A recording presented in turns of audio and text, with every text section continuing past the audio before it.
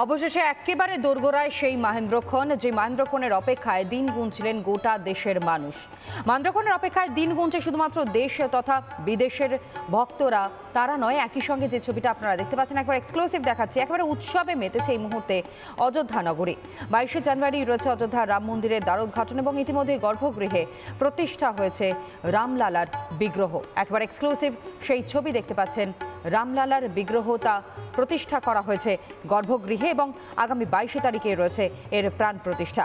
আর এদিকে যেমনটা জানাচ্ছিলাম যে আমাদের 3 সিনিয়র এডিটর এই মুহূর্তে অযোধ্যা নগরীতে রয়েছে। প্রতি মুহূর্তের ছবিটা বহু অজানা তথ্য আপনাদের সামনে তুলে ধরছে। যেমন 1990 সাল যখন আন্দোলন তুঙ্গে, তখন থেকে শুরু হয়েছে সাধনা। রাম মন্দিরের অপেক্ষায় দিনের পর দিন, বছরের পর বছর পাথর কাটা হয়েছে অযোধ্যায়। ধার দেনা করে রাজস্থান থেকে নিয়ে আসা হয় পাথর, আর সেই পাথর কাটা হতো অযোধ্যায়। প্রচুর মানুষ স্বেচ্ছায় কাজ করেছিলেন। যারা এই কার্যশালা শুরু করেছিলেন তাদের অনেকেই আজ আর নেই, কিন্তু তাদের পরবর্তী প্রজন্মরা হাত লাগিয়েছেন মন্দির নির্মাণ কার্যে। দেখুন সেই ছবি।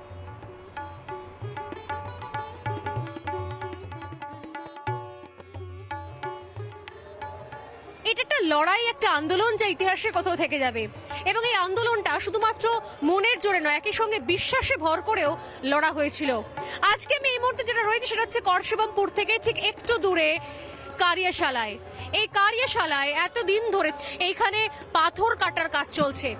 যা দেখতে পাচ্ছেন এই মুহূর্তে আমার ব্যাকগ্রাউন্ডে, দূর দূর পর্যন্ত যে এই যে মন্দিরের পাথরের কাজ, মন্দিরের থামের কাজ তৈরি হচ্ছে, পাথরের কাজ দীর্ঘ বছর ধরে কেটে কেটে কাজ তৈরি হয়ে আসছে। এবং এইখান থেকেই মন্দিরের পাথর যাবে শেষ পর্যন্ত রামলালার দরবারে। এতগুলো দিন ধরে এই কাজ চলে গেছে এবং যারা নিরলসভাবে সেই কাজ চালিয়েছেন, যে সৈনিকেরা, সেই সৈনিকের সঙ্গেও বাংলার কানেকশনটা আরো একবার খুব স্পষ্ট। এই মুহূর্তে আমাদের সঙ্গে রয়েছেন অন্যতম গুরুত্বপূর্ণ কার্যকর্তা, আমার সঙ্গে রয়েছেন শচীন্দ্রনাথ সিংহ। শচীন্দ্রনাথ বাবু, আপনাকে স্বাগত অনেক রিপাবলিক বাংলায়। আমরা অনেক দূর থেকে এখানে এসেছি এবং এই যে বলছিলাম যে এই এত বড় কার্যশালা চলছে, এতদিন ধরে পাথর কাটার কাজ চলছে সে 1990 সাল থেকে, এবং নিরলসভাবে দিনরাত এক করে আজকে এই সময় দাঁড়িয়ে যখন প্রশ্ন ওঠে যে বাংলার কি যোগ, বাংলার কি কানেকশন, তখন কোথাও আরো বেশি মনে হয় যে এইখানে কত বাঙালি কাজ করে এসছে। বা এখনো পর্যন্ত আপনি নিজে, শচীন্দ্রনাথ বাবু, যে আপনি নিজেও এখানে উপস্থিত হয়ে রয়েছেন, একটু বলুন যে এই জায়গাটার গুরুত্ব কি? মানে এত পাথর, আমার তো মনে হয় আরো বেশি ছিল, অনেক কিছু হয়তো চলে গেছে মন্দিরের কাজে। দেখুন, আমরা বলে রাখি, একটা আনন্দঘন মুহূর্তের ঠিক পূর্ব প্রস্তুতিতেই আমরা সবাই এখানে অযোধ্যায় এসে জড়ো হয়েছি। আমরাও কলকাতা থেকে এসেছি, আপনিও কলকাতা থেকে এসছেন। আমরা জানি যে এই আন্দোলনের সাথেও আমরা 1980 সাল থেকে এর সঙ্গে যুক্ত আছি। আমরা যখন সবেমাত্র পড়াশোনা শেষ করে এই সংগঠনের কাজে যখন এসেছি, তখন সারা দেশ জুড়ে রাম জন্মী আন্দোলন শুরু হয়েছে। বাংলায় এই আন্দোলনের ততটা প্রভাব না থাকলেও কিন্তু জনগণের মনের মধ্যে ছিল একটা ফেয়ার সাইকোসিস, ছিল ভয়ের বাতাবরণ ছিল। তখন কমিউনিস্ট রাজত্ব ছিল আমাদের এখানে। সেই সময় যখন রামশিলা পূজন হয়েছিল, পশ্চিমবঙ্গের মুখ্যমন্ত্রী জ্যোতি বসু বলেছিল যে একটাও শিলা, একটাও ইট আমরা পশ্চিমবঙ্গ থেকে যেতে দেব না। কিন্তু আমাদের সেই সময় হাজার গ্রামে রামশিলা পূজন হয়েছিল এবং সেই শিলা পূজন হয়ে অযোধ্যাতে এসছে। আসানসোলে বিরাট আন্দোলন হয়েছিল, হাজার মানুষ, মহিলারা, পুরুষরা, তারা রাস্তায় দাঁড়িয়ে সেই রথকে অযোধ্যায় পর্যন্ত পৌঁছে দেওয়ার চেষ্টা করেছিল।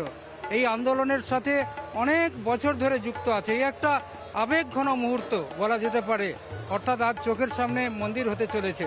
আমরা দেখছি এখানে প্রায় 34 বছর 35 বছর ধরে এখানে পাথর কাটার কাজ চলছে। 20 জন কারিগর এখানে কাজ করতো, বাংলার লোকেরা এখানে পাথর কাটতো। আর এখানে সোমপুরা, তার নেতৃত্বে এই ধরনের পাথর কাটার কাজ চলছে। আমরা এখনও দেখছি পাথর এখনও আছে। মন্দিরের কাজ এখনও সম্পূর্ণ হয়নি, হতে চলেছে। আর মন্দিরের কাজ সম্পূর্ণ হবেই, সমস্ত পাথরে এগুলো লাগবে। অর্থাৎ আজকে বাংলার রামের সঙ্গে একটা বিরাট সম্পর্ক আছে। কারা বলে? যারা জানে না বাংলার সম্পর্কে, যারা বাংলার সংস্কৃতিকে বোঝে না, তারা বলে বাংলায় রাম নেই। বাংলা তো রামময় আছে, বাংলার সর্বত্র রামময় আছে। বাংলায় আজকে একটা নামের সাথে দেখুন না কত রাম আছে। আজকে আমাদের গদাধর পণ্ডিত, তাদের পরিবার তো রামের সঙ্গে যুক্ত ছিল। রামরাজাতলার কথা আপনি শুনেছেন, কলকাতার পাশে রামরাজাতলা, সেখানেও রাম ছিল। বাংলাও রামের জায়গায়। সবচেয়ে বেশি রামচরিত সম্পর্কে যেটা বলা হয়েছে, রাম সম্পর্কে যদি লেখা থাকে, সেই ধরনের যদি পুস্তক লেখা থাকে, সবচেয়ে বেশি আজকে বাংলায় বই আছে। রামচরিত মানস তো তুলসীদাসের আছে, কিন্তু তার সাথে সাথে আমাদের বাংলাতেও আছে, বহু বই আছে বাংলার। আগে ছেলে মেয়েদেরকে রামায়ণের গল্প শেখানো হতো। আমরা গ্রামে বাড়ি, যখন বাজ পড়তো লোকেরা রাম রাম বলতো, যখন কোনো বিপদ হলে রাম রাম করতো।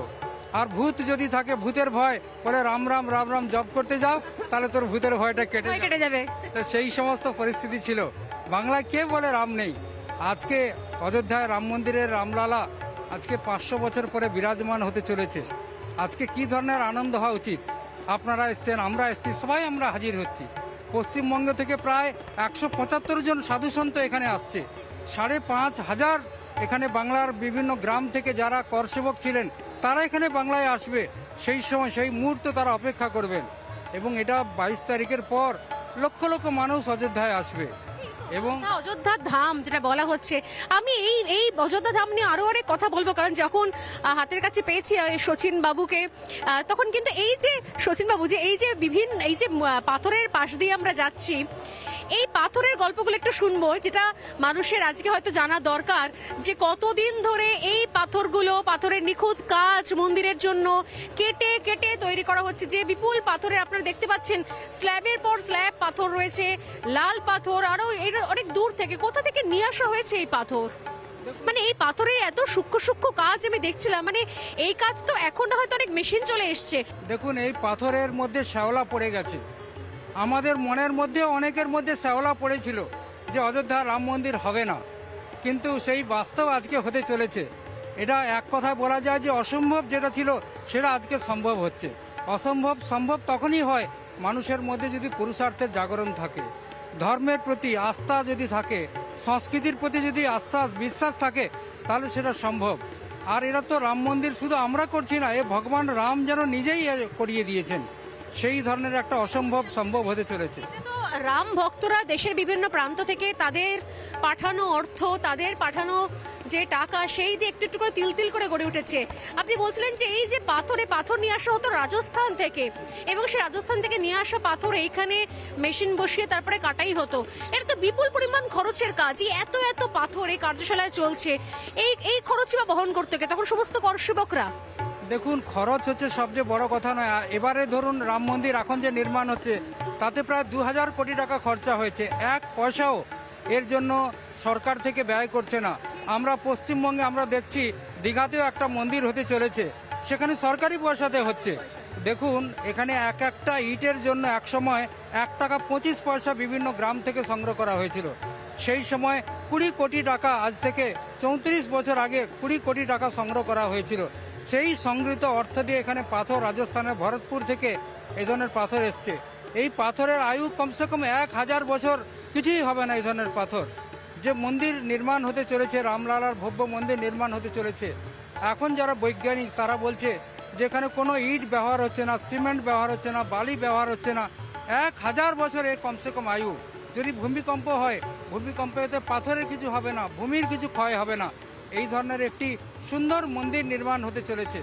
আর একই ধরনের পাথর রাজস্থান থেকে নিয়ে এসে এখানে বাংলার 21 জন কারিগর এখানে কাজ করত। এই যে মেশিন আপনারা দেখছেন, এখানে পাথর কাটার মেশিন, এখানে পশ্চিমবঙ্গের কারিগররা এখানে 10-15 বছর ধরে কাজ করেছেন। এখন যে রাস্তায় যে ডিজাইন তৈরি হচ্ছে, যে শিল্পী, ইলেকট্রিক থেকে আরম্ভ করে বিভিন্ন কাজ, সেখানে বাংলার কারিগররাও কাজ করছে। এর ফলে একটা আর্থিক ডেভেলপমেন্ট হচ্ছে। লোকেরা বলছে মন্দির করে কি হবে, আমরা বলছি মন্দির একটা আর্থিক সোর্স। আজকে দেখুন না, প্রত্যেক মনের মধ্যে এখানে খুশি, এখানে সমরসতা এসছেন। মুসলমানরা তো সবচেয়ে খুশি, বলছে আমরা এখানে সুরক্ষিত আছি ওই অযোধ্যাতে। তার আর্থিক সমৃদ্ধি হচ্ছে, তারা এখানে সুরক্ষিত হচ্ছে। হিন্দু সমাজ কোনোদিন অন্য সম্প্রদায়কে ঘৃণার চোখে দেখে না। এ সাম্প্রদায়িক সম্প্রীতির মন্দির হচ্ছে। অযোধ্যার মন্দির কেবল মন্দির নির্মাণ নয়, এ ভারতবর্ষের রাম রাজত্বের সূচনা হচ্ছে। প্রত্যেক ব্যক্তির মধ্যে যে রামত্ব যদি হয়, আমি রাম যেমন ছিল সেই রকম হওয়া, এইরকমই। যে একটা রাম হচ্ছে আদর্শ পুত্র, আদর্শ স্বামী, আদর্শ ভ্রাতা, তো সেইটা তো আমরা তো ছোট থেকে সেটাই শুনে এসেছি যে রামের মতো সন্তান হও। আমরা ছোটবেলার বইতে পড়ে এসেছি রাম হতে সুবোধ বালক, রামের সঙ্গে কখনো দুষ্টু বালকও যায় না। তো বাবা মাকে যিনি শ্রদ্ধা করবেন, ভালোবাসবেন, যিনি ধর্ম পালন করবেন অর্থাৎ কর্তব্য পালন করবেন, এই ধর্ম তো আর হিন্দু মুসলিম ধর্ম নয়, এবং ভাই বোনেদের জন্য ধর্ম পালন করবেন, সেই তো আদর্শ রাজা, আদর্শ পুত্র, তাই না? তো রাম তো আমাদের বোধহয় ডিএনএ এর মধ্যে মিশে আছে আমাদের ভারতীয়দের। সেই জন্য আমরা বলেছি রামত্ব হোক। এই ভারতবর্ষের সমস্ত লোকেরা সুখী হতে চায়। সর্বেপি সুখিনা সন্তু সর্বে সন্তু নিরাময়ের কথা আমরা বলেছি। সেটা সম্ভব যদি রাম রাজত্ব হয়। এবারে রাম মন্দিরকে কেন্দ্র করে অযোধ্যা সেই রাম রাজ্যের একটা ছোট্ট মডেল তৈরি হয়েছে। সেই জন্য আমরা আগ্রহ করব সারা দেশবাসী, আপনারা আসুন, দেখুন কী ধরনের পরিবর্তন হচ্ছে, কী ধরনের রাম রাজ্যের সূচনা হচ্ছে।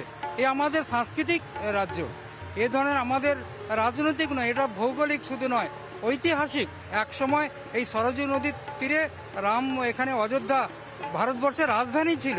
পুনঃপ্রতিষ্ঠা হতে চলেছে, ভারতীয় সংস্কৃতির পুনঃপ্রতিষ্ঠা হচ্ছে 22 তারিখ। অনেক ধন্যবাদ শশীন্দ্রনাথ বাবু, অনেক ধন্যবাদ। কোথাও আবারও সেই আসল ভারতীয় সংস্কৃতির পুনঃপ্রতিষ্ঠা হিসেবে দেখছেন।